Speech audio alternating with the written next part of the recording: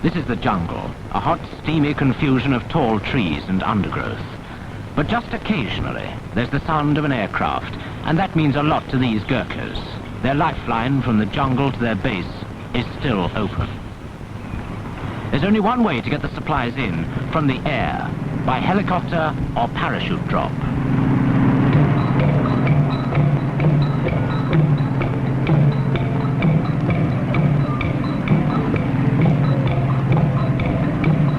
Fly a Beverly in low with the back doors off, ready to push the stuff out. These pilots know what it's like down there. They've usually had a bash themselves.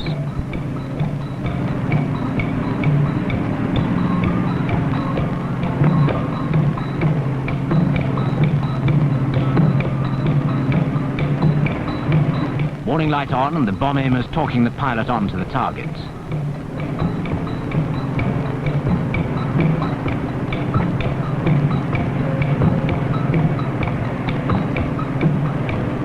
Out goes the package, floating down from the coolness of the sky into the sudden oppressive heat of the jungle.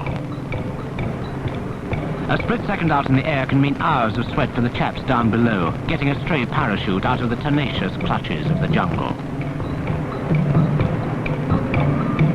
That's the sight the crews like to see. Everything slap bang on the landing zone. No time for socializing, turn around and head back to base for the next job. The jungle isn't all flat. It can rise to spectacular pinnacles, and the chances are they're not even shown on the maps. It's not much like London Airport here, although it does seem just as busy. It's a bizarre mixture of corrugated iron, tent canvas and bamboo huts, with aircraft of every shape and size scattered about. A Britannia lands with troops fresh out from England. They've taken about 30 hours to get here, the sort of airlift the Transport Command's geared to deal with, at any hour of the year, day or night. As the troops come through the door, they're met by the warm blast of air, carrying the scent of the tropics mixed with aero fuel. This Beverly hasn't come as far. It's brought a special load across from the Far East headquarters. It's needed somewhere in the jungle.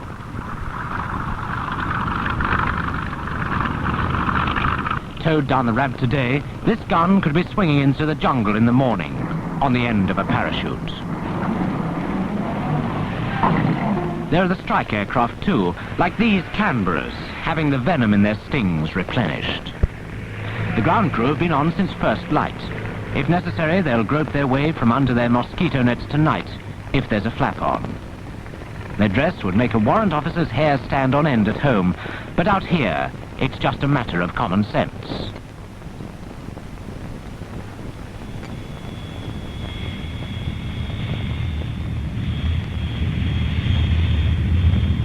Aircraft and their crews come and go. Another Canberra's back from a photo recce flight over the jungle.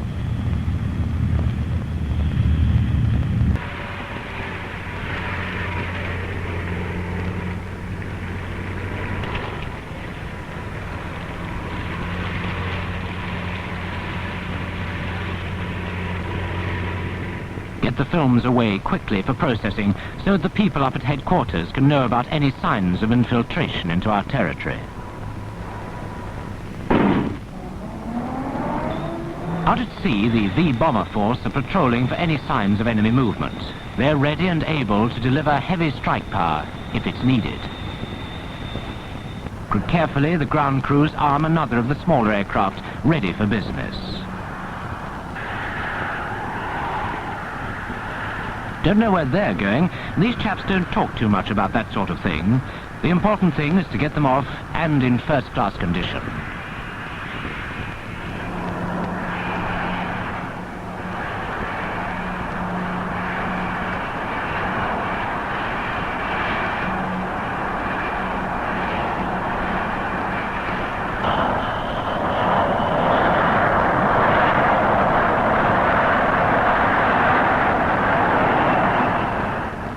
Maintenance is the first line of defense here.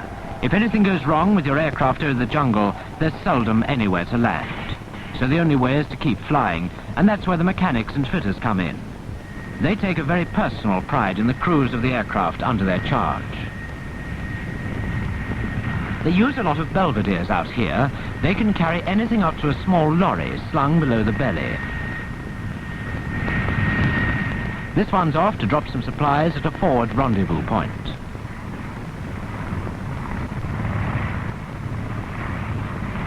Formalities are kept to a minimum. The important thing is to get them airborne and on the job.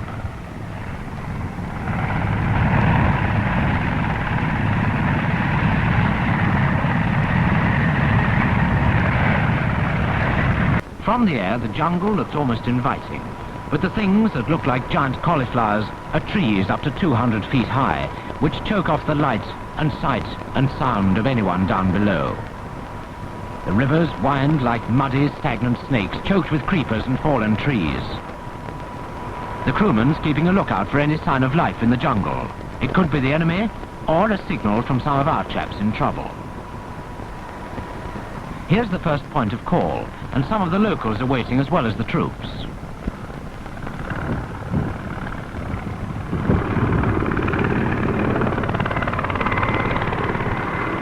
Our chaps always keep on good terms with them. The medical orderlies help them when they're sick, and if it's really bad, the helicopters will come and take them out to hospital. That way they help us with many things, including information about anything unusual in the area. No hanging about.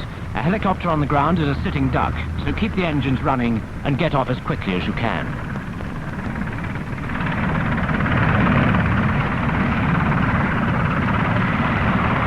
We're not going home empty.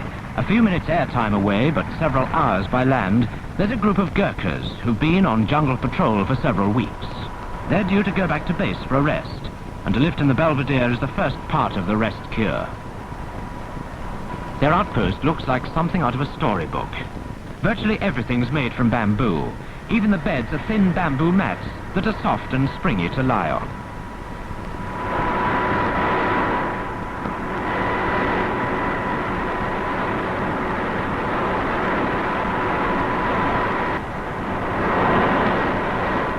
The only trouble is that the huts don't always stand up to the buffeting of the rotors from the helicopters.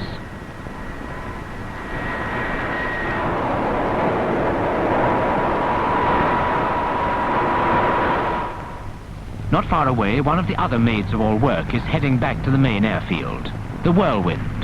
Never mind the weather or the country, the Whirlwind pilots will get there somehow.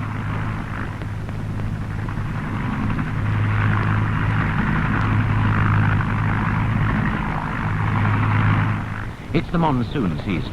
One minute you can be flying along in the dry, the next you're coming down to land in a downpour, as though 30,000 angels were up there letting loose with fire hoses.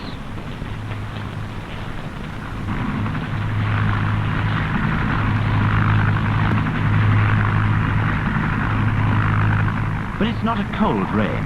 In fact, there's something almost British about it.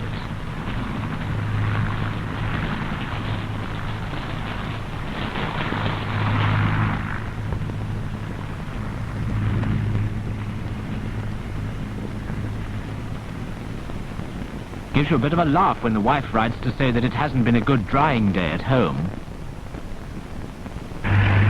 But by the next morning, things have cleared up, and everyone's scurrying about getting ready for the day's supply drops. During the monsoon, these are usually done in the morning, before the weather closes in.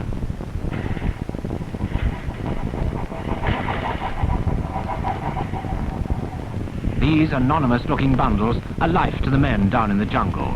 Everything from flour and vegetables to fresh eggs and naffy beer.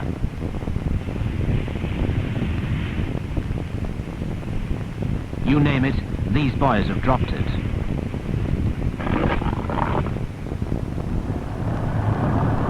The Hastings is going right down to the sharp end of this particular operation. So they've laid on a hunter escort to keep an eye on things.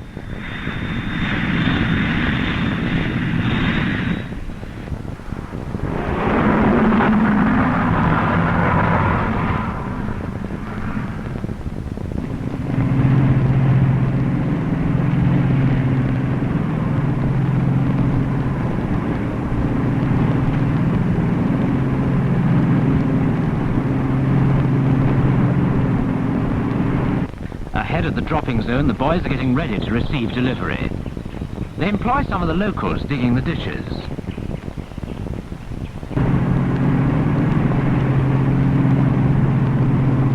As they start the run-in, the pilot's looking for the smoke bomb that'll give him an idea of the strength and direction of the wind.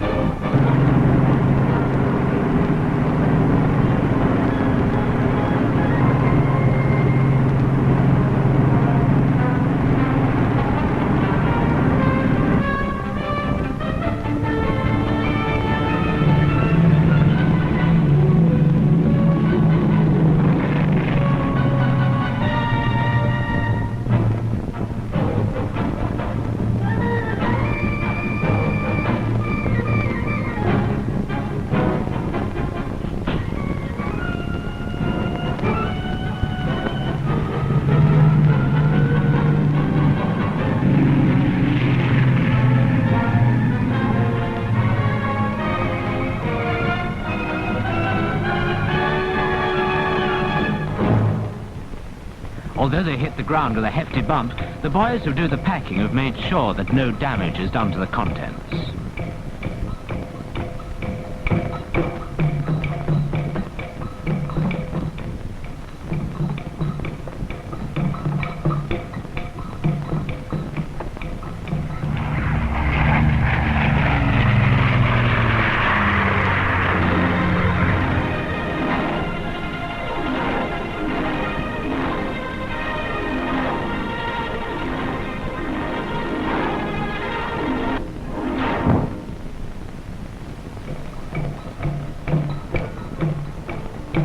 And that's the end of the drop. This package is very important. If the occupants are all right, it'll mean fresh eggs for breakfast. Well, a bit airsick perhaps, but they look healthy enough.